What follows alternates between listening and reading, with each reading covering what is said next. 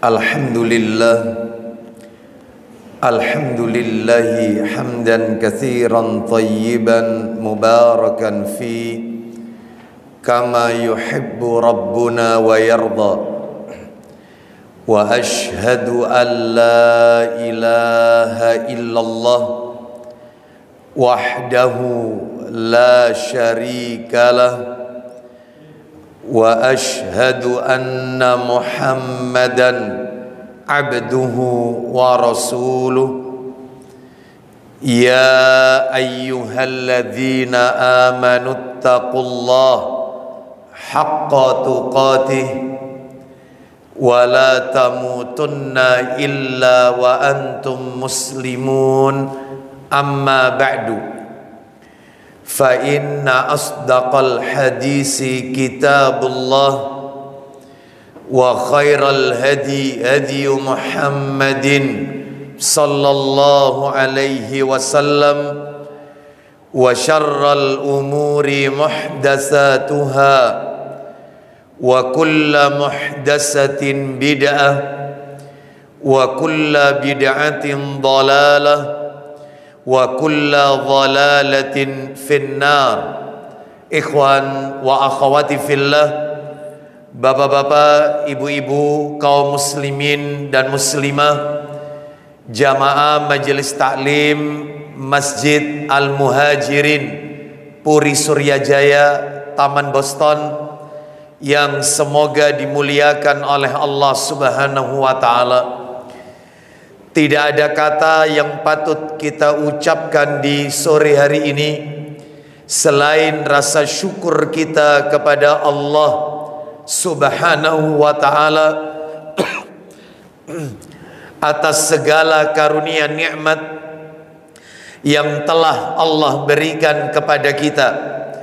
Di antara kenikmatan-kenikmatan tersebut yang kita rasakan pada sore hari ini adalah nikmat diberikannya kita kemudahan, kesempatan untuk duduk sejenak mendengarkan ayat-ayat Allah, mendengarkan sabda-sabda Nabi sallallahu alaihi wasallam melalui talabul ilmi, menuntut ilmu.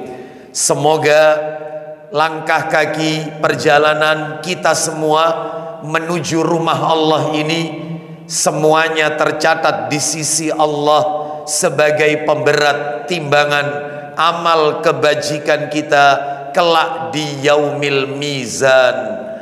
Bapak ibu kaum muslimin dan muslimah rahimani wa rahimakumullah, tidak memperpanjang muqaddimah, sore hari ini kita lanjutkan materi kita yang semestinya kajian kita berada pada Ahad pekan yang keempat, karena Ahad pekan yang keempat waktu itu kemarin yaitu uzur syar'i, sehingga kami sampaikan jazakumullah khairan kepada segenap takmir Masjid Al-Muhajirin yang memberikan kesempatan kepada kami sebagai pengganti Ahad kemarin, yaitu pada hari ini Sabtu pekan yang ke-5. Mudah-mudahan dengan berpindahnya jadwal pada sore hari ini, Bapak Ibu sekalian masih diberikan kekuatan dan keistiqomahan untuk tetap semangat menuntut ilmu. Bapak Ibu sekalian rahimani wa rahimakumullah, pada pertemuan bulan yang lalu kita telah menuntaskan tentang definisi hukum kedudukan sholat, serta kita juga telah menuntaskan hukum orang yang meninggalkan sholat. Materi kita di Masjid Al-Muhajirin untuk yang kajian sore adalah menukil dari kitab yang ditulis oleh Syekh Dr. Said bin Ali bin Wahab Al-Qahtani hafizahullahu ta'ala, kitab yang berjudul Salatul Mu'min Mafhumun wa Fadail wa Adab wa anwa wa ahkam wa kaifiyah fi daw'il kitab wa sunnah. Sudah diterjemahkan dalam bahasa Indonesia, kalau tidak salah terbit 3 jilid, diterbitkan oleh Pustaka Imam Asy-Syafi'i dengan terjemahan bebas, ensiklopedi solat menurut Al-Quran dan As-Sunnah. Kita masih berada di awal-awal pembahasan Bapak Ibu. Jadi yang sudah kita tuntaskan adalah definisi solat, hukum solat 5 waktu, kedudukan solat, urgensivitas solat di dalam Islam, dan yang terakhir hukum orang yang meninggalkan solat 5 waktu. Sore hari ini kita akan naik, yaitu naikkan babnya adalah kita akan bahas syarat sahnya solat. Syarat sahnya solat. Apa yang menyebabkan solat kita ini menjadi sah? Nah, Bapak Ibu sekalian rahimani wa rahimakumullah, sebelum kami sebutkan satu persatu apa saja yang menjadi syarat sahnya solat, maka tentu sebagai kata pengantar saya ingin sedikit menyampaikan tentang definisi syarat di dalam Islam. Apa sih syarat itu? Sebab di dalam Islam itu pasti ada syarat, ada rukun. Wong kalimat la ilaha illallah saja ada syaratnya, ada rukunnya. Apa syarat kalimat la ilaha illallah? Apa rukunnya kalimat la ilaha illallah? Begitu juga sholat. Sholat itu ada syaratnya, ada rukun. Apa bedanya syarat dengan rukun? Mari kita kenali definisinya dulu Bapak Ibu. Syarat itu apa sih? Ya, orang nikah ada syaratnya, semua ada syaratnya. Orang mau menunaikan zakat ada syaratnya. Orang mau berpuasa di bulan Ramadan ada syaratnya. Orang mau menunaikan haji, umrah ada syarat sahnya. Semuanya ada syaratnya.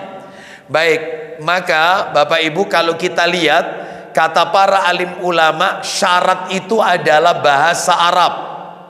Menurut definisi etimologi bahasa, syarat itu kalau menurut bahasa artinya adalah tanda. Syarat itu bahasa Arab, artinya tanda. Tapi itu menurut bahasa Bapak Ibu. Mungkin Bapak Ibu bertanya dalam hati, adakah dalil? Apakah ada dalilnya? Syarat itu artinya adalah tanda. Ada Bapak Ibu. Di dalam Al-Quranul Karim Allah sebutkan. Mari kita dengarkan ayatnya. Suratnya nomor 47, Surat Muhammad ayatnya 18. Jelas sekali Allah katakan syarat itu artinya tanda. Kita lihat surat 47 itu surat Muhammad ayatnya 18. Surat 47 ayatnya 18, surat 47 ayat 18. Nanti Bapak Ibu sekalian akan mendapatkan kalimat yang berbunyi asyratuha. Asyratuha, syarat. Artinya apa? Tanda. Mari kita dengarkan. Allah Ta'ala berfirman, فَهَلْ يَنظُرُونَ إِلَّا السَّاعَةَ أَن تَأْتِيَهُم بَغْتَةً فَقَدْ جَاءَ أَشْرَاطُهَا فَأَنَّىٰ لَهُمْ إِذَا جَاءَتْهُمْ ذِكْرَاهُمْ. Baik, kita dengarkan surat 47 ayat 18. Ada kalimat faqad jaa asyratuha. Itu syarat itu. Silakan. Maka tidakkah yang mereka tunggu-tunggu melainkan hari kiamat, yaitu kedatangannya kepada mereka dengan tiba-tiba. Nah, terus. Karena sesungguhnya telah datang tanda-tandanya. Nah, asyratuha artinya adalah tanda. Jadi syarat menurut bahasa artinya adalah tanda. Sedangkan kalau menurut pengertian istilah terminologi, nah syarat itu menurut pengertian istilah, lah ini menarik ini. Saya akan bacakan perlahan-lahan supaya Bapak Ibu nggak bingung. Perhatikan definisi secara terminologi. Syarat ialah sesuatu yang jika dia tidak ada, sesuatu yang jika dia tidak ada, maka perbuatan tersebut tidak bisa dilaksanakan. Baik, tapi masih koma, belum titik. Sesuatu yang jika dia tidak ada, syarat itu nggak ada, maka perbuatan tersebut tidak bisa dilaksanakan. Masih koma ya. Dan jika perbuatan tersebut ada, maka sesuatu itu tidak harus ada. Bingung pasti ini ya. Nanti tak kasih contoh supaya ndak bingung Bapak Ibu sekalian. Saya ulang. Sesuatu yang jika dia tidak ada, maka perbuatan tersebut tidak dapat dilaksanakan. Baik, nanti tak kasih contoh. Masih koma ya. Dan jika perbuatan tersebut ada, maka sesuatu itu tidak harus ada. Jika perbuatan atau sesuatu tersebut ya, jika perbuatan tersebut ada, maka sesuatu tersebut tidak harus ada. Contoh. Nah, kalau tak kasih contoh panjenengan sudah bisa bayangkan, pasti jelas. Bapak Ibu, saya ambil contoh satu aja. Syarat sahnya sholat, wudhu.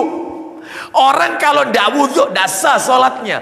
Wudhu, yaitu orang kalau mau sholat harus wudhu. Sesuatu yang jika, yaitu sesuatu yang jika tidak ada, maka perbuatan tersebut tidak bisa dilakukan. Orang kalau tidak wudhu, maka tidak bisa melakukan sholat. Syaratnya wudhu, syaratnya sholat adalah wudhu. Stop, koma. Tapi orang kalau sudah wudhu, tidak mesti sholat. Sudah bisa dipahami kira-kira? Nah, udah kan? Saya ulang, syarat sahnya sholat adalah wudhu. Tanpa wudhu, sholatnya tidak sah. Tetapi orang kalau sudah berwudhu, tidak mesti orang itu melakukan sholat. Bisa jadi dia mau baca Al-Quran, bisa jadi dia akan yaitu melakukan amal ibadah yang lainnya dan seterusnya ya. Baik, jadi ini menunjukkan ini adalah syarat. Lalu apa bedanya dengan rukun? Beda.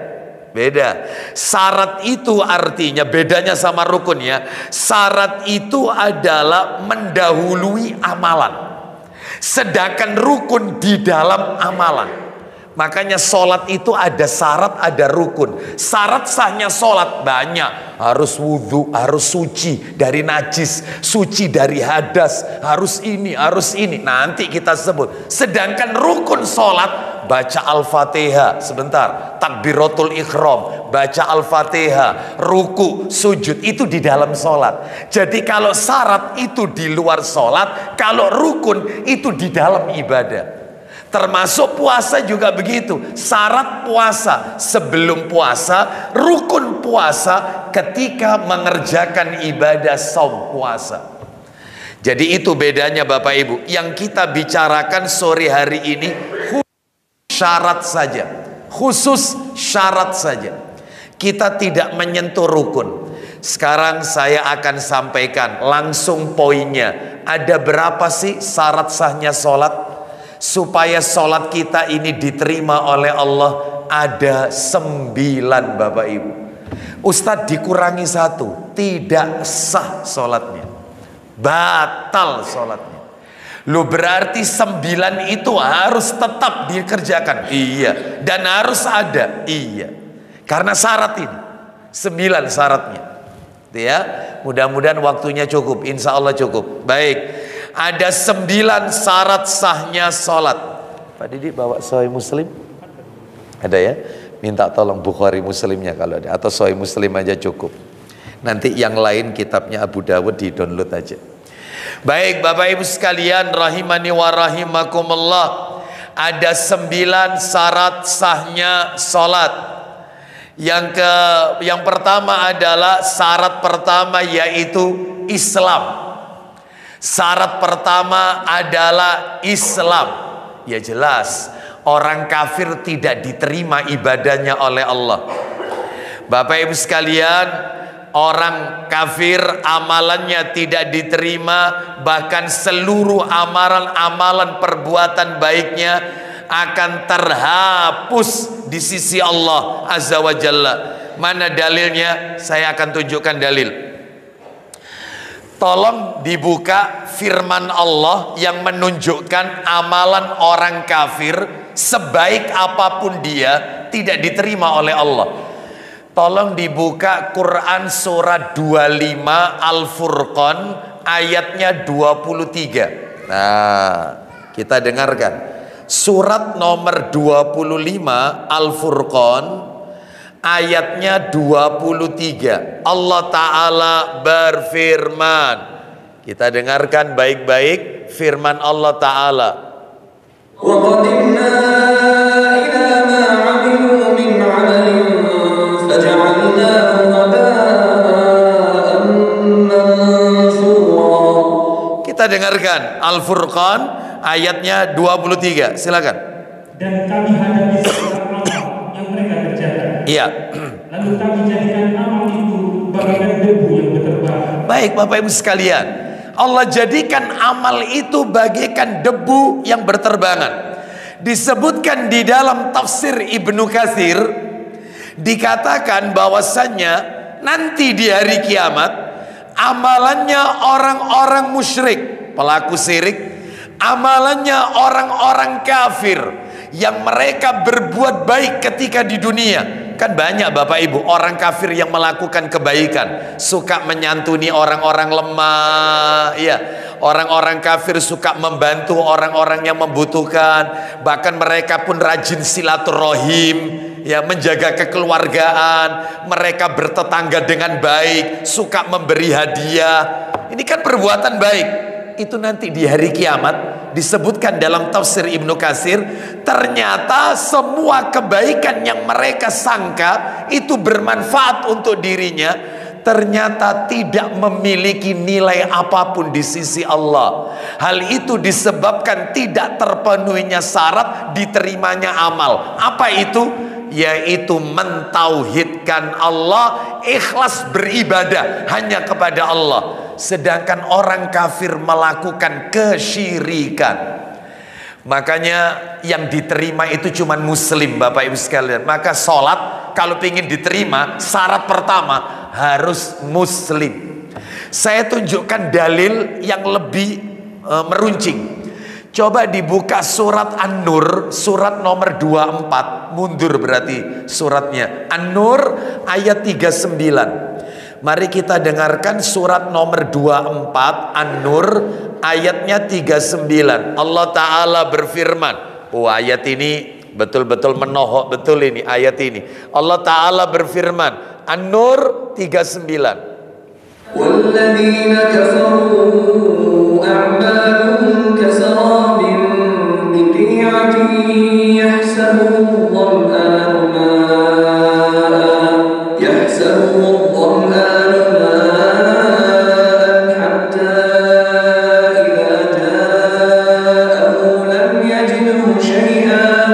حَتَّى إِذَا جَاءَهُ لَمْ يَجِدْهُ شَيْئًا وَوَجَدَ اللَّهَ عِندَهُ فَوَفَّاهُ حِسَابَهُ وَاللَّهُ سَرِيعُ الْحِسَابِ.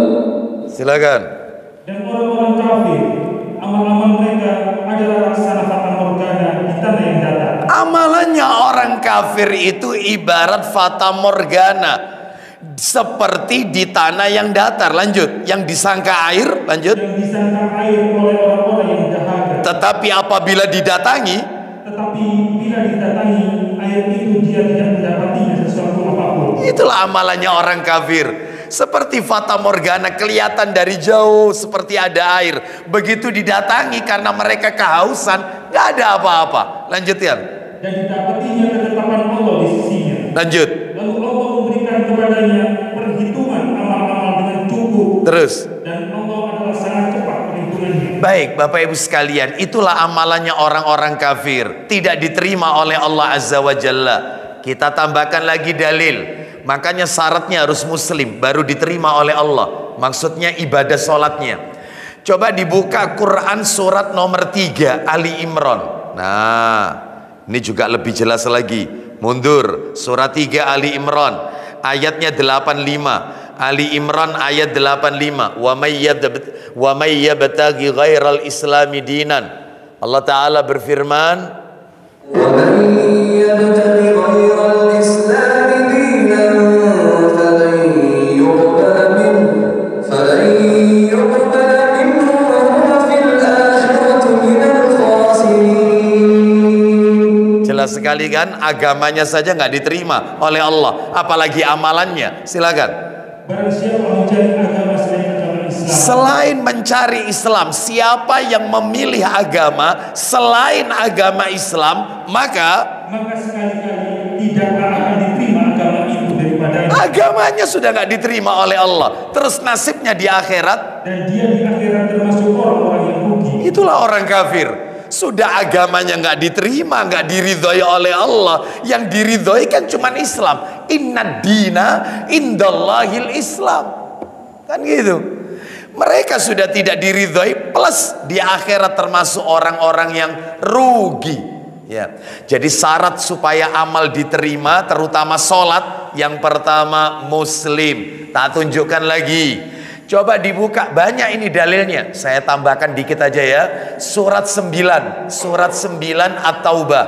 Surat 9 At-Taubah ayatnya kalau tidak salah 54. Surat 9 ayat 54. Nah betul, Allah Ta'ala berfirman, At-Taubah 54. Wa ma mana'ahum an tuqbala minhum nafaqatuhum illa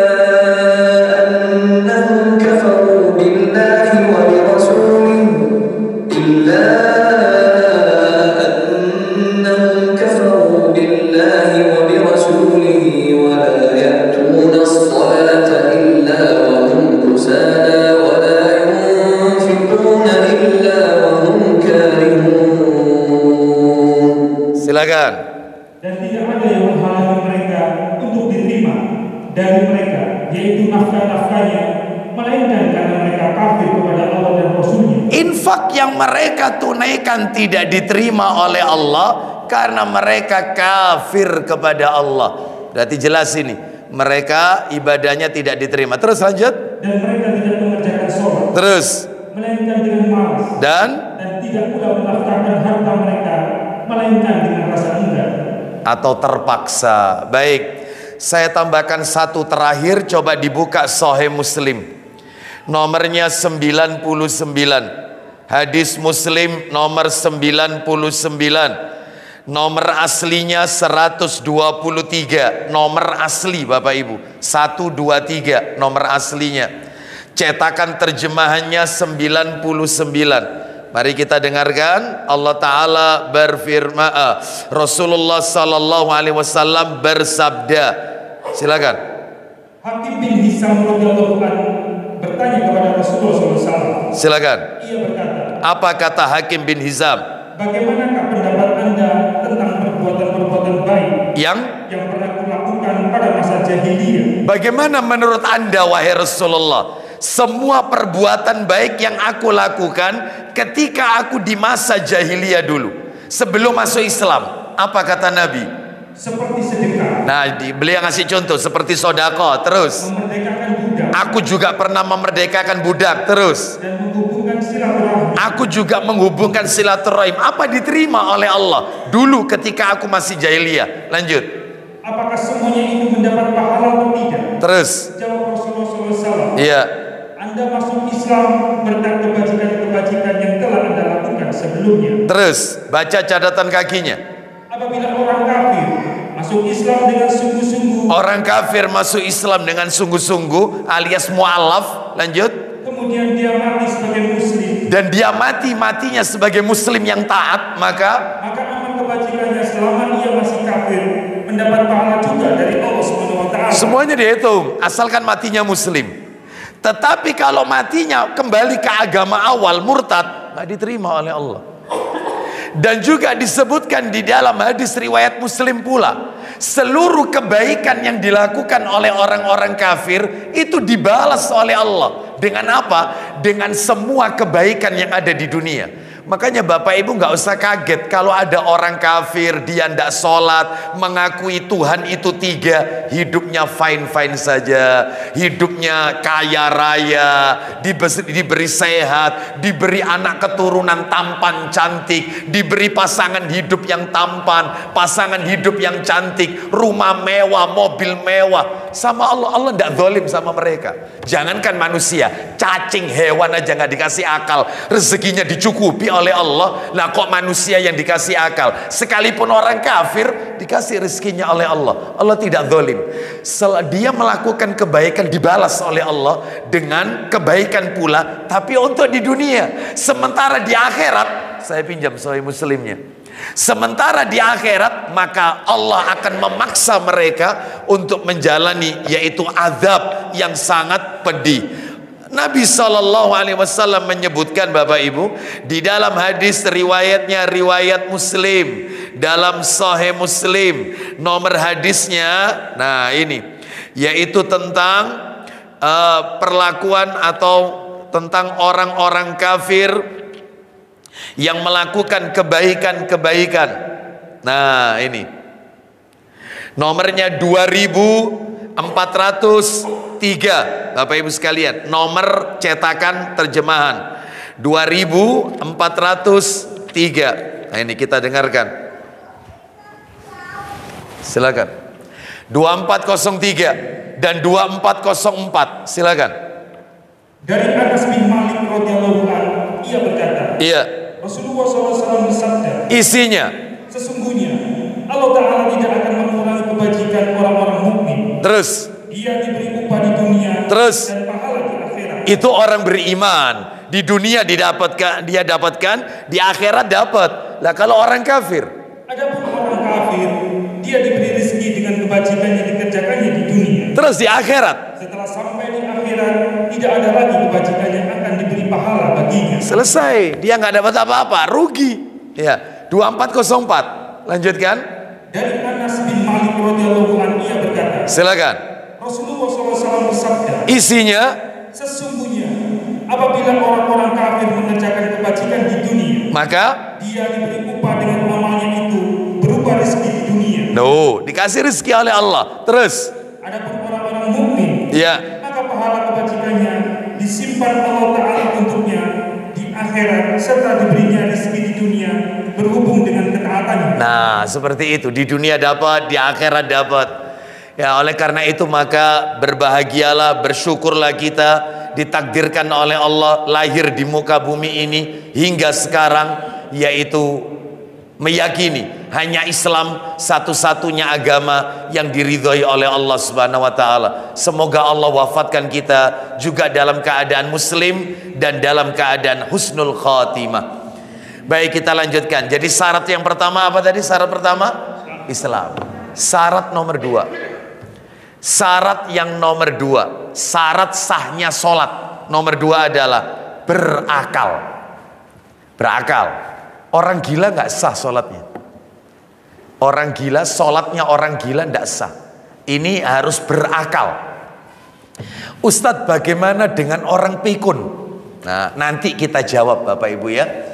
Sekarang Bapak Ibu, lawannya berakal adalah, maaf, kegilaan. Maka orang gila, orang yang hilang akalnya tidak ditulis dosa. Dan perlu Bapak Ibu ketahui, ada 3 orang yang pena itu diangkat oleh Allah alias tidak tertulis dosa. 3 orang saja. Tidak 3 orang. Hanya 3 orang yang tidak tercatat sebagai dosa. Tidak ditulis dalam lembaran di Lauhul Mahfuz orang itu melakukan dosa. Enggak. 3 orang. Siapa mereka? Ayo dibuka Abu Dawudnya. Minta tolong yang sudah di-download aja. Abu Dawud nomor 4403, 4403. Abu Dawud 4403 dari Ali bin Abi Thalib radhiyallahu an. Dari Rasulullah sallallahu alaihi wasallam, beliau bersabda, rufi'al qalamu an salasatin anin naimi hatta yastayqidha wa anis sabiyyi hatta yashibba wa anil ma'tuhi hatta yaqila. Silakan. Dari Ali bin Abi Thalib radhiyallahu anhu, dari Nabi SAW beliau bersabda, Isinya, hukuman tidak berlaku atas 3 hal. ada 3 orang yang tidak berlaku hukuman, nggak kena hukum. Catatan amal itu diangkat dari 3 orang, nggak tertulis dosa. 3 orang ini. 1, bagi orang yang tidur hingga dia terbangun. baik, orang yang ketiduran sampai dia terbangun. Misalnya nih, kita ketiduran karena mungkin kena pengaruh obat atau bius, sehingga kita lewati sholat zuhur, kita baru sadar maghrib, sehingga kita telah melewatkan zuhur dan asar. Begitu kita sadar terbangun siuman, ya harus sholat zuhur, asar, baru maghrib, harus surut. Seperti itu Bapak Ibu sekalian. Jadi karena dia ketiduran, maka dia tidak tercatat dosa. Orang yang ketiduran itu tidak berdosa. Nah, ya, tidak tercatat sebagai dosa, tidak melakukan amalan, tapi ketika bangun dia harus melakukannya. Ini yang pertama ini. Yang kedua, anak kecil hingga dia bermimpi dewasa. nah, anak kecil sampai dia mimpi dewasa, sampai balik. Usia berapa balik itu? Ulama berbeda pendapat. Ada yang mengatakan usia anak itu kalau laki-laki dikatakan balik, dia sudah bermimpi basah. Kalau wanita dia sudah haid. Ada yang mengatakan barometer tolok ukurnya adalah anak itu dikatakan balik kalau usianya sudah 15 tahun. Dalilnya di mana? Pakai dalil Ibnu Umar radhiyallahu an. Pada saat beliau umur 14 tahun, yaitu mendaftarkan diri untuk ikut perang, yaitu Badar. Nah, maka Nabi SAW tidak diizinkan. Lalu kemudian setahun berikutnya, berarti kan 15 tahun berikutnya, dia mendaftarkan diri kepada Nabi untuk menyertai Nabi perang Uhud. Perang Uhud setahun setelah Badar. Maka setelah itu Nabi mengizinkannya. Padahal syaratnya ikut jihad perang itu harus akil balik. Berarti Ibnu Umar diizinkan lantaran sudah memenuhi syarat balik. Berarti ulama menetapkan usia balik itu, yaitu usia dikatakan balik 15 tahun. Wallahu a'lam bishawab. Jadi dalam hal ini pendapat yang benar dalam hal ini yaitu dikategorikan anak umur 7 tahun, anak umur 7 atau 8 tahun itu masuk kategori mumayyiz. Makanya anak umur 7 tahun, 8 tahun boleh jadi imam sekalipun dia belum dihitan. Boleh. Kenapa? Karena usia mumayyiz itu adalah usia di mana dia bisa membedakan mana yang baik, mana yang buruk. Itu mumayyiz meskipun dia belum khitan. Nah, ini di zaman Nabi ada anak umur 8 tahun jadi imam, padahal dia belum balik kalau nurut ukuran tahun. Berarti dalam hal ini adalah pendapat yang paling kuat adalah ketika anak usia balik itu dikategorikan balik, insya Allah usia 15 tahun. Di bawah itu Bapak Ibu sekalian, apalagi masih balita, dia nggak sholat, ya, maka tidak berdosa. Dia tidak puasa, maka dia tidak berdosa. Tapi ketika dia sudah mimpi basah, artinya dia sudah haid, misalnya wanita itu, sekalipun usianya belum 15 tahun, maka dia wajib menjalankan syariat, Bapak Ibu sekalian. Dan kalau ditinggalkan berdosa. Baik, yang ketiga, silakan. Dan orang yang gila hingga ia waras. Dan orang yang gila hingga ia waras. Sehingga dalam hal ini orang gila tidak tercatat sebagai dosa. Bagaimana dia bisa menjalankan ibadah dengan baik, lawang dia untuk mengatur dirinya saja tidak bisa, ya. Lalu kemudian muncul pertanyaan, bagaimana dengan orang pikun? Orang pikun, kata ulama, pikun itu adalah hilang akal, sudah tidak ingat apa-apa, ya, maka dia sudah tidak dibebani kewajiban melakukan sholat, hilang akal, jadi betul-betul nggak ingat apa-apa. Pikun, ya, ini pikun yang berat ini, pikun yang berat. Bahkan sama anaknya aja nggak kenal. Koniki sopo, nggak kenal. Loh, saya ini anakmu. Itu sudah lupa. Dia sudah makan, bil katanya belum makan. Ya, dan seterusnya. Jadi sudah hilang, sudah ingatan, memorinya sudah. Nah, yang kayak begini sudah tidak terkena beban kewajiban sholat. Bapak Ibu sekalian, pikun yang berat begini. Ada yang orang itu pikunnya kadang-kadang. Ada. Artinya, maka ya kadang-kadang ingat gitu, kadang-kadang lupa. Maka yang seperti ini selalu diingatkan saat-saat memasuki waktu sholat. Ingatkan. Ya. Dan ajarkan bacaan sholat yang pendek-pendek, surat yang pendek-pendek. Meskipun ketika sholat dia tertidur. Oh, namanya orang sudah sepuh. Disuruh sholat, ya, Allahu Akbar, tidur. Ingatkan, Alhamdulillahi Rabbil Alamin, Ar-Rahmanir-Rahim, bangun lagi, Iyyaka na'budu. Ingatkan, terus harus telaten. Orangnya harus telaten. Tetap, jangan sampai dia wafat nggak sholat, tetap sholat. Semampunya dia, meskipun pakai kateter. Kantong kencing, meskipun pas sholat kencingnya mengalir, sholat semampunya. Sama dengan orang tubuhnya penuh tato, ya apa nggak bisa dihilangkan ini? Masa tidak sholat? Ya tetap sholat semampunya. Fattaqullaha mastata'tum, bertakwalah kepada Allah semampunya. Itu, ya apalagi sudah seperti itu. Sehingga ya ajarkan terus, harus telaten orang yang ada di sampingnya. Nah, ini pikun yang kadang-kadang, tak apalagi pikunnya pikun berat, maka sudah tidak ada kewajiban. Tapi kalau misalnya bisa kita bimbing, itu lebih baik. Jadi tetap meskipun pikun berat, kita ajarkan dia sholat, kita bisikkan ke telinganya, gitu ya. Baik Bapak Ibu sekalian, karena apa Bapak Ibu? Mohon maaf, orang yang tidak wajib sholat itu cuma 5 Bapak Ibu. Orang yang tidak wajib sholat itu cuma 5. Selain 5 ini, maka dia kena kewajiban sholat. Orang tidak wajib sholat itu cuma 5. Yang pertama orang kafir, yang kedua anak kecil, yang ketiga wanita haid, yang nomor 4 wanita nifas, nomor 5 adalah orang gila. Itu tidak wajib sholat. Lo orang sakit keras, stroke, sholat. Kena covid aja sholat kok. Makanya pada waktu adik saya yaitu di karantina di rumah sakit Ibnu Sina Gresik, saya bilang sama dokternya, tolong dok ya, tolong sus, tolong, nggak apa-apa kalau memang harus ada biaya, tolong minta tolong ingatkan sholat, itu selalu video call. Ya memang meninggal wafat adik saya, itu kena covid. Artinya tetap ketika telepon sholat, jangan sampai tidak sholat, wajib, karena kau bukan orang gila, kau bukan haid, kau masih suci dan sholat. Iya bang, iya, sholat, harus sholat. Itu saat sekalipun stroke, meskipun tidak sadar, bisikan Allahu Akbar, bacakan Al-Fatihah, nggak usah baca surat, langsung ruku, Allahu Akbar, subhana rabbiyal adzimi wa bihamdi, subhana sami Allah. Yang pendek-pendek, ingatkan, dijamak, sholatnya dijamak, tetap dibisikkan.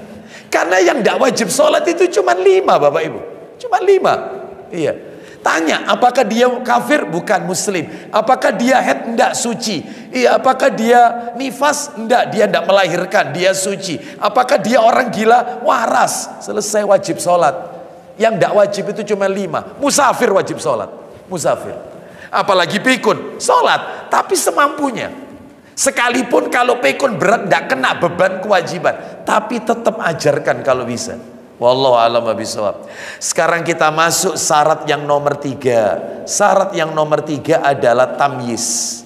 Tamyiz.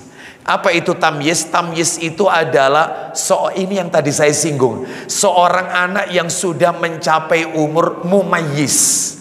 Mumayyiz itu adalah umur 7 tahun. Wajib. Kena syarat dia.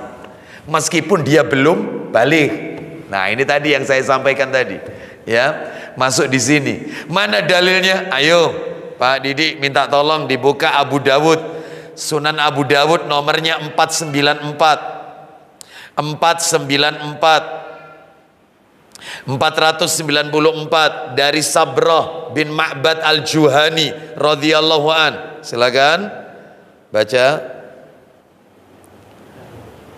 Ya, 494. Murus sabiyya bis shalah idza balagha sab'a sinin wa idza balagha asyra sinin fadribuhu 'alaiha. Silakan. Dari sabda bin Ma'bad al-Juhani radhiyallahu anhu, ia berkata, Iya. Nabi SAW bersabda, Apa isi sabdanya? perintahkanlah anak-anak untuk mengerjakan sholat Nah, ketika apabila telah berumur 7 tahun. Loh itu, apabila umurnya 7 tahun perintahkan sholat. Berarti ini usia mumayyiz, usia tamyiz, suruh sholat. Terus kalau umur 10 tahun tidak sholat, lanjut. Dan apabila telah berumur 10 tahun, maka pukullah dia karena meninggalkannya. Nah, pukulan yang dimaksud di sini adalah pukulan yang tidak menimbulkan bekas dan rasa sakit.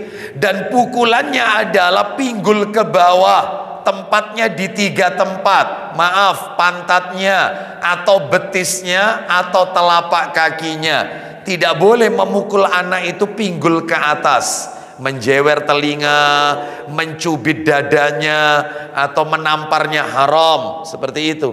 Termasuk suami kan boleh mukul istri kalau istri itu nusyus. Kan itu ada di surat An-Nisa. Kalau istri itu melakukan nusyus, kedurhakaan, maka suami dalam rangka memberikan pendidikan, salah satunya adalah selain yaitu dia pisah tempat tidur, selain tetap satu rumah tapi pisah tempat tidur, maka dia boleh memberikan hukuman pukulan yang tidak menimbulkan bekas dan tidak menimbulkan rasa sakit. Dan itu tempatnya di 3 tempat, bagian pinggul ke bawah semuanya. Jadi untuk mengingatkan, menegurnya. Dan itu kalau misalnya dia tetap melakukan nusyus, maka dalam hal ini tidak diajak bicara, boleh memboikotnya, menghajarnya. Dan kalau tidak mengajak bicara, tidak boleh lebih dari 3 hari. Nggak boleh, karena tidak boleh mendiamkan seorang muslim, yaitu jotaan, siwa, itu lebih dari 3 hari. Nggak boleh, haram. Nah, maka cukup sampai 3 hari. Atau misalnya lagi, yaitu dengan cara yang lainnya, yang memang dibenarkan oleh syariat. Wallahu a'lam wa bishawab. Jadi kita lanjutkan. Syarat yang ketiga adalah tamyiz. Anak yang sudah mencapai 7 tahun berarti dia mumayyiz, dan ia telah memahami, mengetahui cara melakukan suatu pekerjaan apabila dijelaskan kepadanya, karena dia sudah bisa membedakan baik dan buruk. Sekarang kita masuk syarat yang nomor 4. Syarat sholat nomor 4. Syarat sahnya sholat nomor 4. Suci dari hadas. Suci dari hadas. Hadas. Hadas yang dimaksud di sini adalah hadas besar dan hadas kecil. Ya. Kalau hadas besar tidak akan hilang kecuali dengan mandi. Itu hadas besar. Kalau hadas kecil, ya, maka dalam hal ini tidak akan hilang kecuali dengan wudhu saja. Itu hadas kecil. Kalau hadas besar harus mandi. Contohnya hadas besar apa? Hadas kecil apa? Hadas besar seperti haid, yaitu junub. Ini hadas besar, harus mandi nih. Ya. Kalau hadas kecil, maaf, buang air kecil, buang air besar. Nah, setelah itu wudhu saja, nggak perlu mandi besar. Ya, Bapak Ibu sekalian. Jadi intinya orang kalau mau sholat harus suci. Lah sucinya suci apa? Suci dari hadas. Mana dalilnya? Tolong dibuka Sahih Muslim nomornya 175. Muslim nomor 175, nomor aslinya 224. Nomor cetakan terjemahan 175. Ayo dari Ibnu Umar radhiyallahu anhuma. Silakan. Dari Ibnu Umar radhiyallahu anhuma, ia berkata, Iya. aku mendengar Rasulullah SAW bersabda, La tuqbalu salatun bi ghairi tuhurin wala sadaqatun min ghululin. Silakan. tidak diterima sholat seseorang tanpa bersuci. Gak diterima sholat tanpa bersuci. Ya ini dalilnya. Bersuci dari apa? Suci dari hadas maupun najis. Nanti syarat kelima, najis. Nanti kita bahas najis. Sekarang hadas dulu. Terus lanjut, dan tidak diterima pula. Dan tidak diterima sedekah yang berasal dari kejahatan. Contohnya sedekah dari asalnya kejahatan kayak apa? Seperti mencuri. Mencuri terus. Menipu. Terus. Menggelapkan atau korupsi. Terus. Merampok, judi dan sebagainya. Kalau dalam dunia perfilman seperti Robin Hood lah.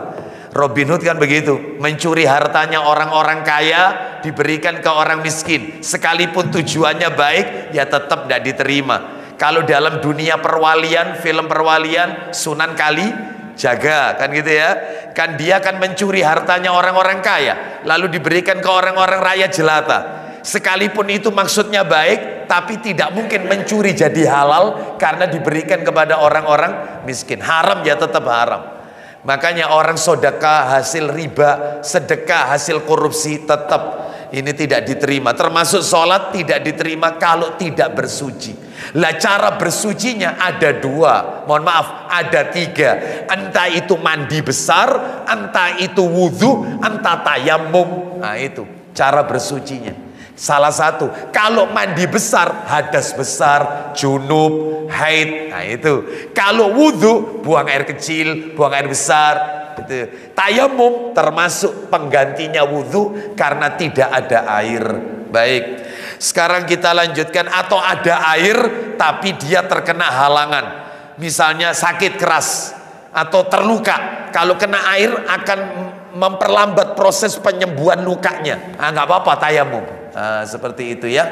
Baik, kita lanjutkan sekarang syarat yang nomor 5. Syarat sholat, sahnya sholat nomor 5.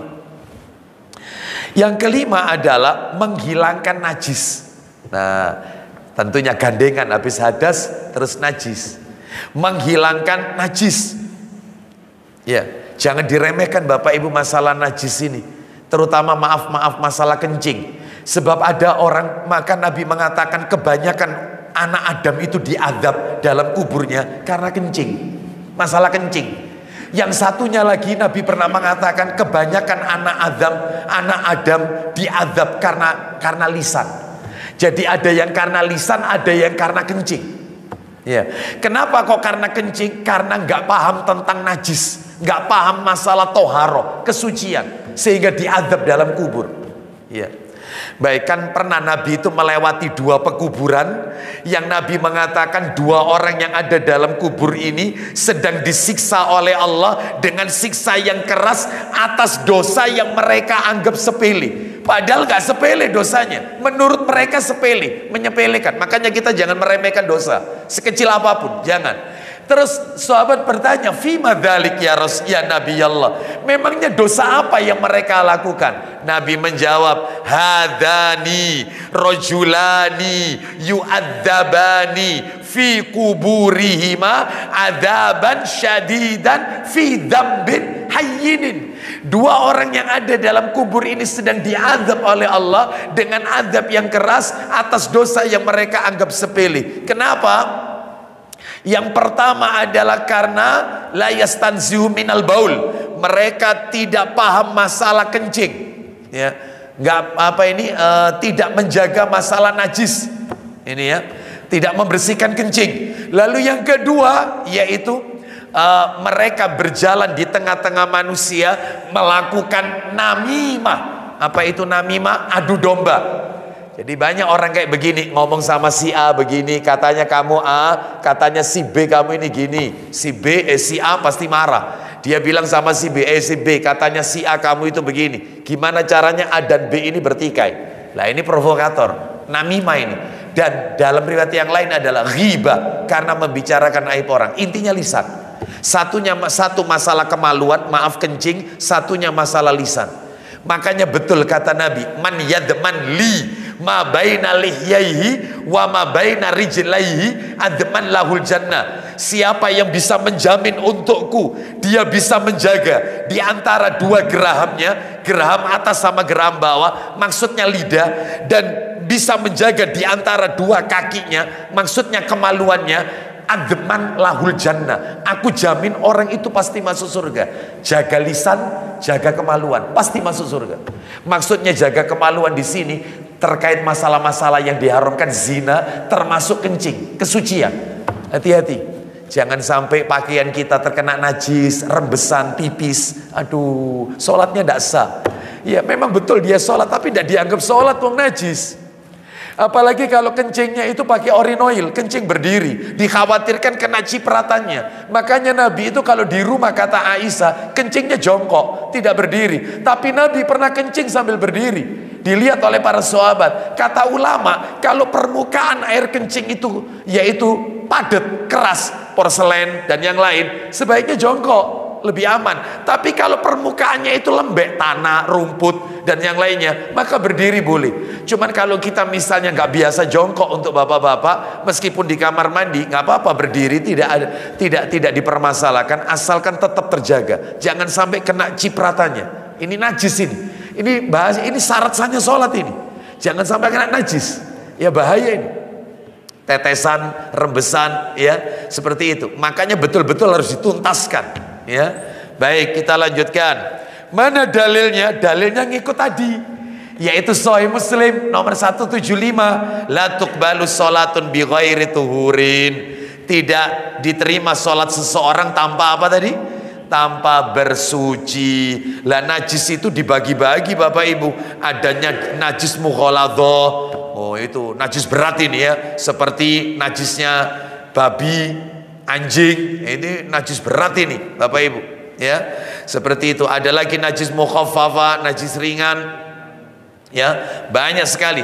Termasuk Bapak Ibu sekalian, mohon maaf, semua hewan yang tidak halal kita makan, semua hewan yang hewan itu dagingnya tidak boleh kita makan, tidak halal, itu kotorannya najis.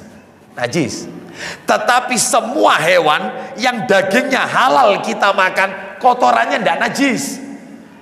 Anda terkena darah kambing pada waktu Idul Kurban, pakaian Anda kecipratan darah kambing, Anda mau sholat zuhur pakai pakaian itu, meskipun Anda tidak ganti baju, nggak apa-apa.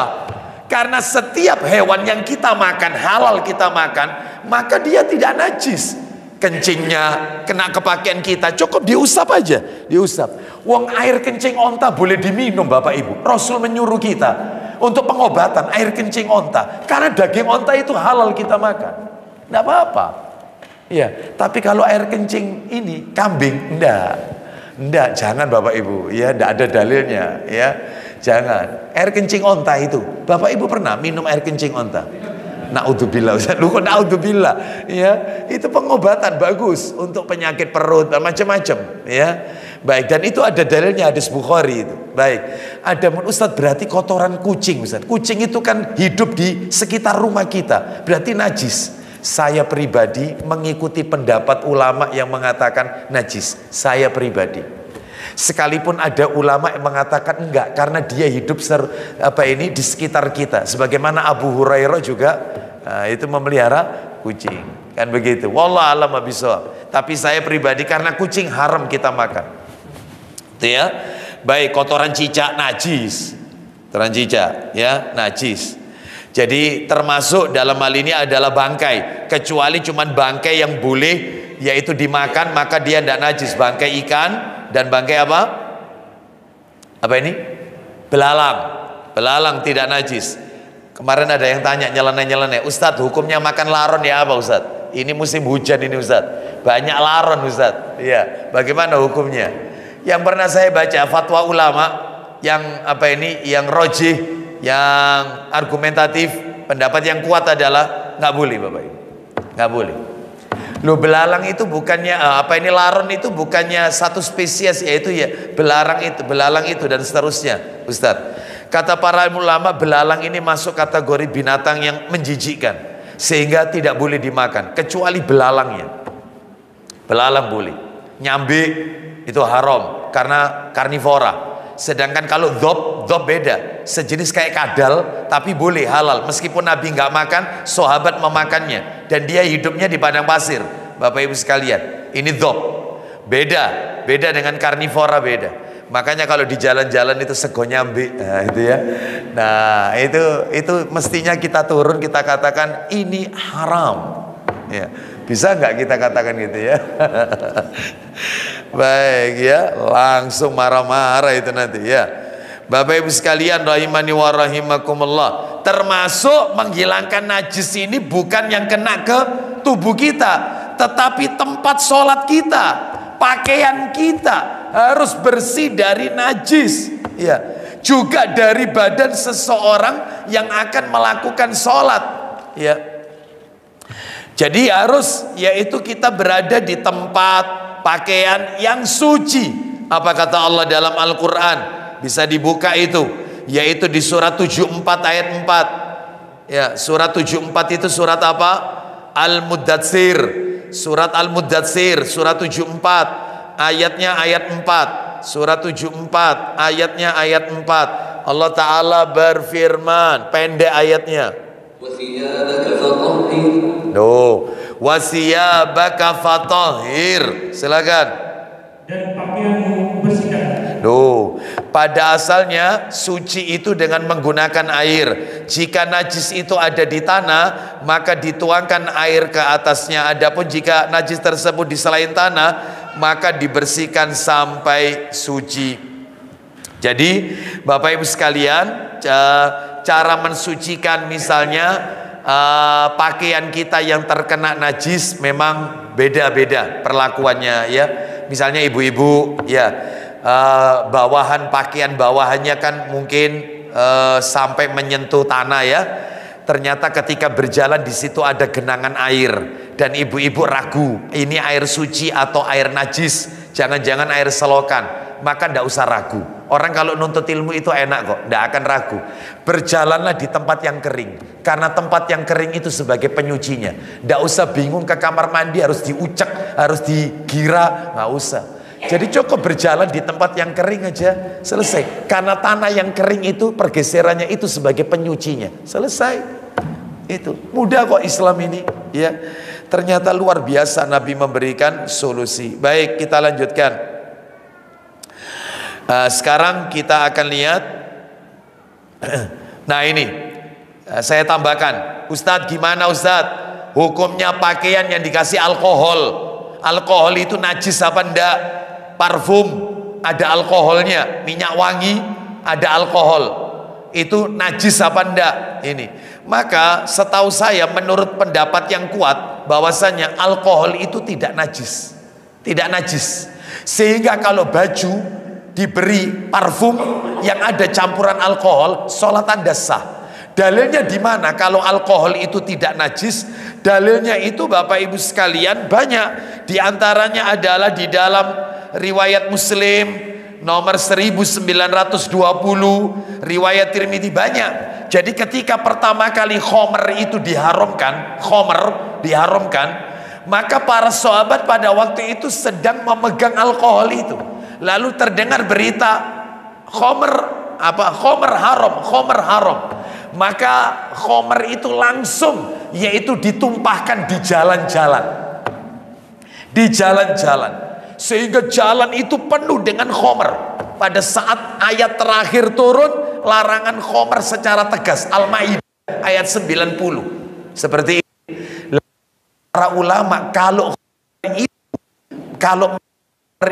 najis, mestinya dibuangnya bukan di jalan, mestinya dibuangnya di selokan, di got.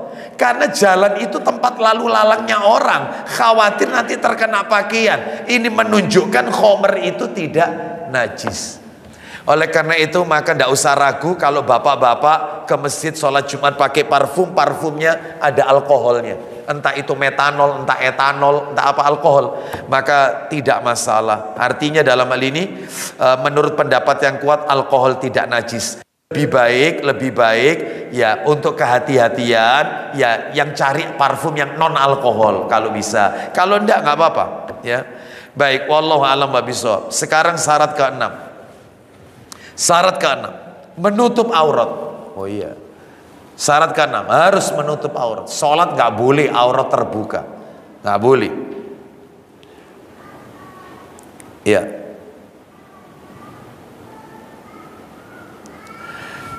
Baik, dalilnya di mana?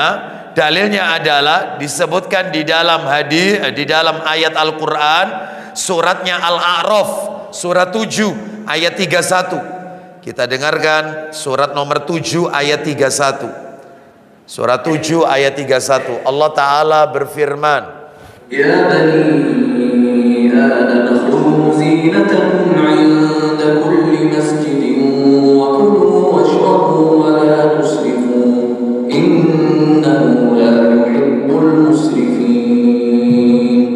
Ya, silakan.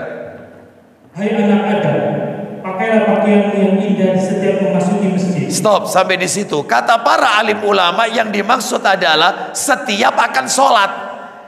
Jadi dari sini barang siapa yang melakukan sholat, dia tidak memakai pakaian apapun, sholatnya batal, tidak sah. Ini kesepakatan para ulama. Kecuali jika dia tidak mempunyai pakaian sama sekali dan tidak ada yang bisa meminjamkannya.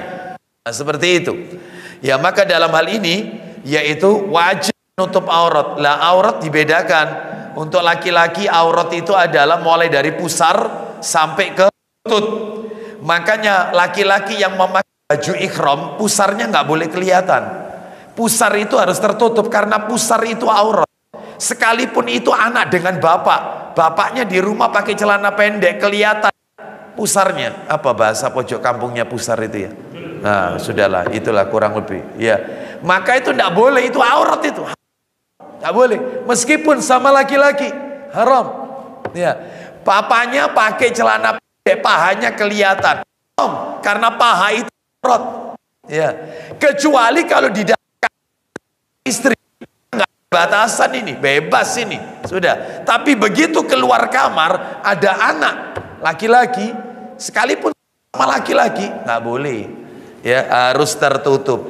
Jadi pusar sampai lutut, gitu ya. Baiklah, kalau wanita, Ustadz, wanita ini dibedakan, Bapak Ibu sekalian, sekujur tubuh wanita ini aurat, ujung rambut sampai ujung kaki adalah aurat. Ada yang mengatakan kecuali wajah dan telapak tangannya. Memang benar. Makanya hukum wanita pakai cadar, ulama berbeda pendapat.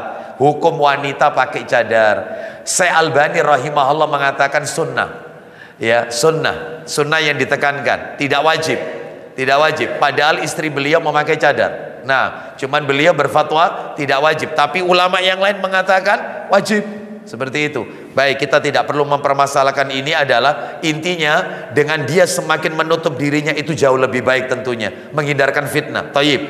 Sekarang Bapak Ibu sekalian, rahimani wa rahimakumullah. Jadi seluruh tubuh wanita adalah aurat. Ketika dia berada di dalam rumah, maka yang boleh dia tampakkan kepada selain suami, ya, selain suami nih, anak perempuannya, apalagi anak laki-laki, anak kandung loh ini. Maka itu yang boleh diperlihatkan adalah semua yang terkena anggota wudhu. Semua badannya yang terkena anggota wudhu itu boleh dilihat. Apa yang terkena anggota wudhu? Anggota wudhu, kalau wudhu kan telapak tangan berarti boleh. Terus kemudian wajah. Wajah ini kan basuh wajah, termasuk kumur, wajah boleh dilihat. Terus habis wajah apa? Basuh tangan sampai siku. Loh, siku loh ya, sampai siku loh. Wudhu tidak sampai bahu loh ya. Hati-hati wanita yang pakai you can see di rumah. Hati-hati ya, Bu ya, hati-hati. Jadi tolong yang pakai baby doll atau apa, ada anunya ini ya. Ada batasannya, ya. Jadi tidak sembarangan, oh ini anakku dewi. Sebentar, memang betul anakmu, ya. Cuman ada batasan aurat yang boleh dia lihat sama mamanya. Dia boleh lihat apa dengan mamanya, sebatas yang terkena anggota air wudhu. Lah air wudhu itu ketika basuh tangan dia sampai siku kan, bukan sampai bahu. Ya sebenarnya sini. Berarti kalau di rumah mau pakai daster yang lengan pendek sekian boleh, tuh ya. Jangan yang you apa itu? You can see, ya, you can see, ya, you lihat me, gitu kan. Baik, ya itu ya. Nah, terus habis tangan, kemudian kan kepala sama telinga, berarti boleh anak perempuan lihat rambut mamanya, lihat telinga mamanya, otomatis boleh. Wong kena air wudhu kok kepala. Terus kaki itu kalau kena air wudhu sampai sebatas apa? Mata kaki, iya. Baby doll itu panjang sehingga betisnya kelihatan. Sabar, kalau Anda di dalam kamar bersama suami tok, Anda mau lepas ucul, enggak apa-apa, sudah. Ini dua orang ini enggak pakai batas. Wong ketika mandi jenazah, suami boleh mandikan istri, istri boleh mandikan suaminya kok. Dua orang ini enggak ada batas. Tetapi ketika selain suami, selain istri, ada batasnya. Ketika keluar kamar itu dilihat ini anak saya meskipun bukan orang lain. Apalagi kalau orang lain di situ ada adik ipar, wah harus tertutup semua karena tidak halal untuk kita, ya. Baik, jadi ada aturan main. Ya, termasuk anggota tubuh kita yang terkena perhiasan, ibu-ibu maksudnya. Perhiasan itu apa Ustaz? Cincin. Ya itu tadi, boleh lihat tangan. Kan cincin ditaruh sini, berarti boleh lihat tangan. Sampai siku ini boleh, gelang taruh sini, kalung-kalung. Loh, leher. Berarti lepas jilbab di rumah boleh, ibu-ibu ya. Binggel.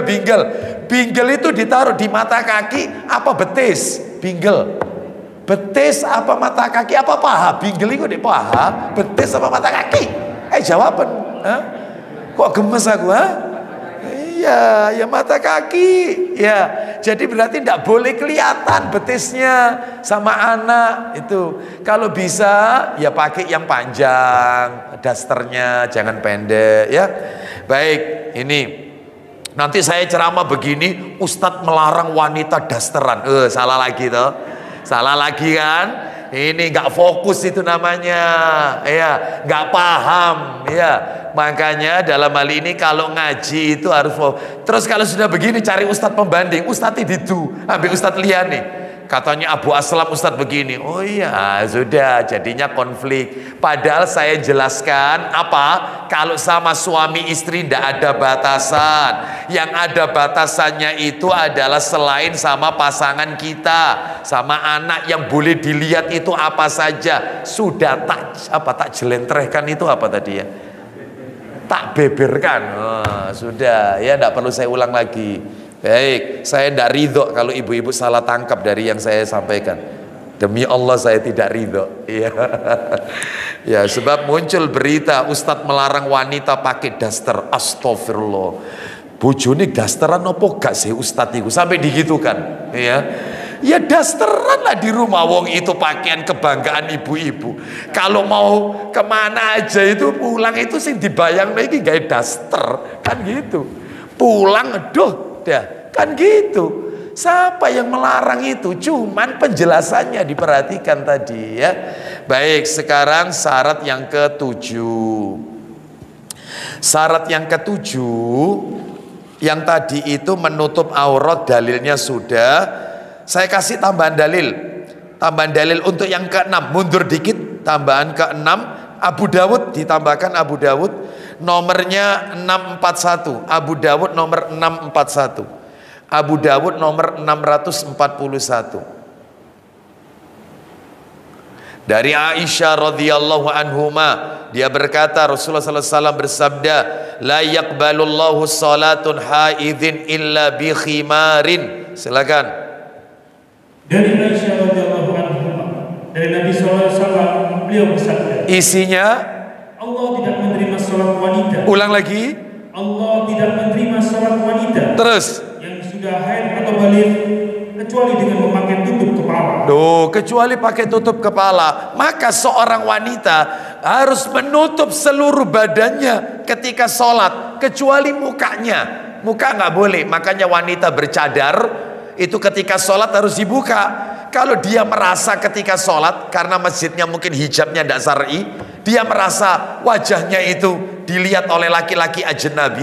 Ajnabi itu laki-laki asing, bukan mahram.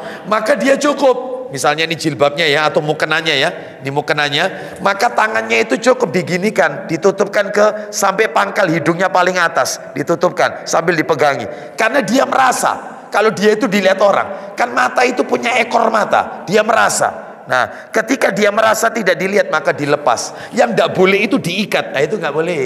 Termasuk tawaf. Maka nggak boleh, yaitu cadarnya, kecuali yaitu sesekali ditutup ya. Seperti itu. Wallahu a'lam. Kecuali juga kalau terkena yaitu sesuatu yang tidak bisa dihindarkan. Seperti kemarin Covid kemarin, semuanya pakai masker. Lah lain soal ini. Karena ada terkondisikan pakai masker. Baik, kita lanjutkan. Jadi adapun jika sekitarnya ada laki-laki yang bukan mahram, maka wajahnya pun harus ditutup menurut dalil yang banyak. Ditutupnya itu tanpa mengikatnya. Nah, seperti itu. Wallahu a'lam bishawab. Sekarang syarat ketujuh. Syarat ketujuh adalah masuknya waktu. Oh iya, sholat tidak sah kalau waktunya belum masuk. Ya, subuh kapan, duhur kapan? Ya, loh Pak, sampean jam 9 pagi ini sholat apa Pak? Sholat duha, bukan Ustaz, sholat subuh. Loh, subuh. Nah itu ya, ya seperti itu. Baik, kita lanjutkan. Kecuali karena terkondisikan gitu ya, beda lagi.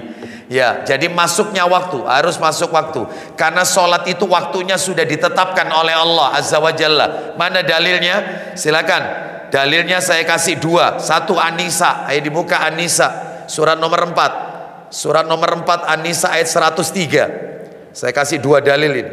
An-Nisa 103. Allah Ta'ala berfirman, فَإِذَا قَضَيْتُمُ الصَّلَاةَ فَاذْكُرُوا اللَّهَ قِيَامًا وَقُعُودًا وَعَلَى جُنُوبِكُمْ فَإِذَا اطْمَأْنَنتُمْ فَأَقِيمُوا الصَّلَاةَ إِنَّ الصَّلَاةَ كَانَتْ عَلَى الْمُؤْمِنِينَ كِتَابًا مَّوْقُوتًا. ya. Maka apabila kamu telah menyelesaikan sholat, Perhatikan ya, apabila kalian sudah sholat, lanjut. ingatlah Allah di waktu berdiri. Boleh, zikir itu sambil berdiri. Jadi Bapak Ibu setelah sholat, Assalamualaikum warahmatullah, Assalamualaikum warahmatullah, zikir sebentar hanya sebatas Allahumma antas salam, Astaghfirullah, Astaghfirullah, Astaghfirullah. Ya, terus kemudian Allahumma antas salam wa minkas salam tabarakta yadzal jalali wal ikram. Silakan beranjak pergi boleh, melanjutkan aktivitas, melanjutkan zikirnya sambil berdiri, berjalan. Boleh. Cuman sebatas Allahumma antas salam. Sebab Nabi itu merubah posisinya menjadi imam menghadap ke makmum itu setelah bacaan Allahumma antas salam. Jadi setelah Allahumma antas salam wa minkas salam tabarakta yadzal jalali wal ikram, kemudian Nabi bergeser menghadap ke makmum. Bapak Ibu, kita pun demikian. Ketika Allahumma antas salam boleh merubah posisi atau langsung beranjak pergi kalau memang ada aktivitas. Ulang lagi Pak Didi, selanjutnya apa? Maka apabila kamu telah menyelesaikan sholat, ingatlah Allah di waktu berdiri. Boleh, terus. Di waktu duduk. No, boleh. Zikir sambil duduk, berdiri, boleh. Terus. Dan di waktu berbaring. No, pada waktu tiduran, sholat sambil berbaring. Bisa. Lanjut, teruskan. Kemudian apabila kamu telah merasa aman, Maka dirikanlah sholat itu sebagaimana biasa. biasa. Sekarang poinnya, silakan. Sesungguhnya sholat itu adalah fardu. Terus. Yang ditentukan waktunya atas orang-orang yang beriman. Loh, waktunya telah ditetapkan. Subuh kapan, zuhur kapan, asar, maghrib, isya, semuanya sudah ditetapkan. Baik, kita tambahkan satu lagi dalil. Surat 17. Surat 17 ayatnya 78. Allah Ta'ala berfirman, perhatikan surat 17 ayat 78. أقم الصلاة لدلوك الشمس إلى غسق الليل وقرآن الفجر إن قرآن الفجر كان مشهودا. Ya, silakan baca. Dirikanlah sholat dari sesudah matahari tergelincir sampai gelap malam. Baik, coba minta tolong diulang lagi Pak Didi. Kalimat ini mengandung 4 sholat. Kalimat yang baru saja kita dengarkan mengandung ada 4 sholat. Ulang lagi Pak Didi. Dirikanlah sholat Mulai dari sesudah matahari tergelincir iya, sampai gelap malam. berarti sholatnya itu adalah sholat zuhur sesudah matahari tergelincir, zuhur, asar, sampai gelap malam, maghrib, isya, 4 waktu sholat. Lanjut. Dan dirikanlah pula sholat subuh. Loh, sholat subuh ditutup, berarti 5 waktu sholat. Ayat ini mengandung makna 5 waktu sholat. Itu ya. Terus khusus subuh, lanjut. Dan sesungguhnya sholat subuh itu, silakan. Sesungguhnya sholat subuh itu disaksikan oleh para malaikat. Bukan berarti selain subuh tidak disaksikan malaikat. Disaksikan, dicatat oleh amal malaikat pencatat amal. Ya, hanya saja subuh ini memiliki keistimewaan yang lebih dari sholat-sholat yang lain. Sampai-sampai Nabi bersabda, man shollal bardaini dakhalal jannah. Barang siapa yang mengerjakan sholat pada 2 waktu yang dingin, maka baginya adalah surga. Apa itu sholat pada 2 waktu yang dingin? Sholat subuh dan sholat asar. Oh, itu ya. Baik, sekarang kita akan masuk yaitu syarat yang nomor 8. Tinggal satu lagi kita tutup. Nah, ini mudah-mudahan cukup ini waktunya. Syarat nomor 8, menghadap kiblat. Jelas, sholat harus ngadap kiblat. Sholat harus ngadap kiblat. Ustadz, sholat di kereta, sholatnya di bis, di mobil, gimana cara menghadap kiblatnya? Katanya ulama, cara menghadap kiblatnya adalah cukup takbiratul ihramnya, pakai kompas. Di mana ini? Misalnya kompasnya itu menunjukkan kiblatnya sebelah kanan, sedangkan kereta ada di menghadap seperti saya duduk ini. Kiblat kita ada di arah kanan. Cukup takbiratul ihramnya saja menghadap kiblat. Jadi kita geser dulu tempat duduk kita, menghadap ke kanan. Allahu Akbar. Setelah itu kita ikuti arah kereta itu bergerak atau kendaraan itu membawa kita. Hanya takbiratul ihramnya saja. Ustadz tidak mampu, selesai. Sholatlah semampunya. La yukallifullahu nafsan illa wus'aha. Allah tidak membebani seseorang kecuali sesuai dengan kadar kesanggupannya. Seperti itu. Yuridullahu bikumul yusra wala yuridu bikumul usra. Allah menghendaki kebaikan, kemudahan bagimu. Allah tidak menghendaki kesukaran bagimu. Enak Islam ini, agama yang mudah. Ya, cuman manusianya yang kadang-kadang bikin tidak mudah. Maka ya semampu kita. Ya, semampu kita. Memang yang afdol menghadap kiblat. Baik Bapak Ibu sekalian, meskipun di pesawat, tanya atau lihat kompas, mana itu? Ya, kalau umroh bisa diketahui, bisa dilihat kan? Biasanya di televisi pesawat itu arah jarum jamnya pesawat ini menghadap kemana? Kan ada gambar Ka'bahnya. Oh, posisinya agak ke kanan, maka kiblatnya agak ke kanan. Allahu Akbar. Setelah itu kita duduk normal seperti biasa. Kita lanjutkan sholat kita sambil duduk, ya. Baik, seperti itu. Setahu saya kalau pesawatnya pesawat Saudi ya, sama Garuda kalau nggak salah.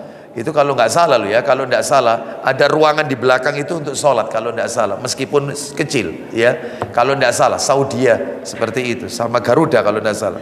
Adapun yang lain wallahu alam. Baik, jadi kita bisa sholat situ atau sholat sambil duduk. Wallahu alam bishawab. Kita lanjutkan. Mana dalilnya? Dalil. Silakan dibuka dalilnya, yaitu firman Allah Ta'ala surat Al-Baqarah ayat 144. Al-Baqarah ayat 144. Al-Baqarah ayat 144. Iya, Al-Baqarah 144. Allah Ta'ala berfirman, قد نرى تقلب وجهك في السماء فلنولينك قبلة ترضاها فول وجهك شطر المسجد الحرام. Baik, sampai situ. Fawalli wajhaka, palingkanlah, hadapkanlah wajahmu di situ. Palingkanlah, hadapkanlah. Itu aja poinnya di situ. Silakan. Sungguh kami sering melihat kamu menengadah ke langit. Nah, Maka sungguh kami akan memalingkan kamu ke kiblat yang kamu sukai. Palingkanlah mukamu ke arah Masjidil Haram. nah itu palingkanlah, hadapkanlah wajahmu ke arah Masjidil Haram. Menghadap kiblat ini wajib Bapak Ibu. Perhatikan ya, ada catatannya ini. Bagi yang lihat Ka'bah, wajib menghadap Ka'bah. Kalau lihat Ka'bah. Kita di Indonesia nggak lihat Ka'bah. Saya ulang ya, kita di Indonesia nggak lihat Ka'bah. Lah terus kalau begitu arah hadap kita kemana? Maka bagi mereka yang nggak bisa lihat Ka'bah, arah hadapnya adalah Masjidil Haram, bukan Ka'bah. Sehingga dalil di mana? Tak kasih dalil dulu. Bagi mereka yang lihat Ka'bah, arah hadapnya adalah Ka'bah. Bagi mereka yang tidak melihat Ka'bah, maka arah hadapnya adalah Masjidil Haram. Di mana dalilnya? Kalau diarahkannya itu ke Masjidil Haram, barusan kita dengarkan. Palingkanlah, hadapkanlah wajahmu ke arah Al-Masjidil Haram. Loh, Bapak Ibu sekalian, ini menunjukkan, coba buka Al-Baqarah ayat 115. Al-Baqarah 115. Al-Baqarah 115. Ayo. Nah ini Al-Baqarah 115. Walillahil masyriq wal maghrib fa aynama tuwallu fa thamma wajhullah innallaha wasi'un 'alim. silakan. Dan kepunyaan Allah lah timur dan barat. Terus. Maka kemanapun kamu menghadap, disitulah wajah Allah. Nah, Bapak Ibu sekalian, maka kata para alim ulama berdasarkan dalil ini, maka tidak perlu masjid itu merubah-rubah soft, nggak perlu. Ini loh, apa ini merubah-rubah apa ini arah hadap, nggak perlu. Cukup kita katakan aja Masjidil Haram dari Indonesia itu arah mana? Barat, selesai. Lah barat dari Indonesia mana? Sana, selesai. Anda mau ke sana, mau miring sedikit ke kanan, mau miring sedikit ke kiri, asalkan masih dikatakan itu barat, maka itu adalah yaitu kiblat, yaitulah arah hadap kaum muslimin. Dalil coba dibuka, yaitu dalam hal ini di dalam Sahih Bukhari. Coba dibuka Sahih Bukhari atau Tirmidzi. Minta tolong Tirmidzi nomor 344. Tirmidzi nomor 344. Tirmidzi 344. Silakan, dari Sa'id Al-Makburi. Silakan. Nah ini Bapak Ibu kalau dengar hadis ini semakin jelas. Silakan. Iya. Al-Hasan bin Bakar Al-Marwasi. Sa'id Al-Makburi. Iya. Al-Mu'alla bin Mansur menceritakan kepada kami. Abdullah bin Ja'far Al-Makhrami menceritakan kami dari Utsman bin Muhammad. Lanjut aja. Dari Sa'id Al-Makburi. Ya. Dari Rasulullah SAW beliau bersabda. Ma bainal masyriqi wal maghrib kiblah. Loh, jelas sekali. Silakan. Antara timur dan barat adalah kiblat. Loh, antara timur dan barat itu kiblat.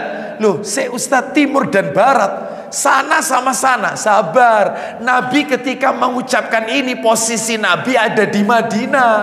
Sedangkan ketika kita sholat di Madinah, arah Ka'bah itu selatan, Bapak Ibu. Jadi anggap saya ada di Madinah sekarang. Saya ada di Madinah. Selatan itu di depan saya. Nabi mengucapkannya posisi di Madinah. Antara barat dan timur itu adalah kiblat.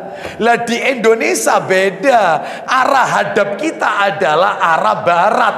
Ka'bah itu jatuhnya Masjidil Haram di arah barat. Berarti hadisnya kebalik untuk kita. Antara utara dan selatan itu semuanya kiblat. Anda mau miring ke sana itu kiblat. Anda lurus kiblat. Mau miring ke sana itu kiblat. Yang penting yang nggak boleh ke sana. Itu arah mana itu? Timur. Faham sampai di sini? Seperti Nabi tadi mengatakan, Nabi di wilayah arah selatan. Jadi di Madinah. Jadi kita kalau sholat, panjenengan kalau sholat di Masjid Nabawi, sholat itu ngadep kiblat itu selatan. Ka'bah itu di selatan. Nah, maksudnya Nabi yang tidak boleh itu arah utara, kebalikannya. Yang boleh itu barat dengan timur. Mau miring ke sana boleh, ke sana boleh. Lah untuk negeri kita beda. Arah Ka'bahnya itu di arah barat. Sehingga antara utara dan selatan itu kiblat. Utara, selatan itu kiblat. Bisa dipahami sampai di sini ya? Nah, seperti itu Bapak Ibu. Jadi baik, ini syarat yang ke-8. Terakhir syarat ke-9 penutup niat. Niat, harus niat. Dan niat ini tempatnya adalah di dalam hati. Tidak ada talafudz niat, yaitu melafatkan niat ya, karena tidak pernah diajarkan oleh Nabi SAW. Jadi cukup di dalam hati dan tidak ada lafaz-lafaz khusus. Ketika kita menghadap kiblat, Allah sudah tahu apa yang akan kita lakukan. Innamal a'malu binniyat. Itu dalilnya. Setiap amal itu bergantung pada niatnya. Amal itu diterima oleh Allah, diberi ganjaran oleh Allah atau tidak, itu semua bergantung pada niatnya. Wallahu a'lam bishawab. Jadi niat ini termasuk syarat Bapak Ibu sekalian. Anda mengambil air wudhu itu sudah termasuk mau niat sholat. Iya. Ketika ditanya oleh seseorang atau putranya tanya, Bapak mau ngapain? Wudhu nak. Loh, Bapak mau sholat? Iya, itu sudah niat, itu sudah. Jadi tidak ada lafadz usolli fardho. Lafadz khusus ini tidak pernah diajarkan oleh Nabi Sallallahu Alaihi Wasallam, dan banyak para ulama mengatakan ini menyelisihi sunnah Nabi Sallallahu Alaihi Wasallam. Demikian apa yang bisa kami sampaikan. Insya Allah kita akan sambung kembali ensiklopedi sholat ini dalam pelajaran yang berikutnya, yaitu rukun sholat. diawali dengan berdiri, terus tumak nina itu apa. Nah, nanti. Jadi kajian ini kita memang urut ini Bapak Ibu sekalian ya. Demikian, karena ini waktunya menjelang maghrib ini ya. Nah, saya harus beranjak karena masih ada amanah. Kita cukupkan sampai di sini saja. Semoga menjadi sedikit tambahan ilmu yang manfaat. Wassallallahu ala nabiyyina wa ala alihi washabihi wasallam. Subhanakallahumma wa bihamdika asyhadu an la ilaha illa anta astaghfiruka wa atubu ilaik. Wa akhiru da'wana anil hamdulillahi rabbil alamin. Assalamualaikum warahmatullahi wabarakatuh.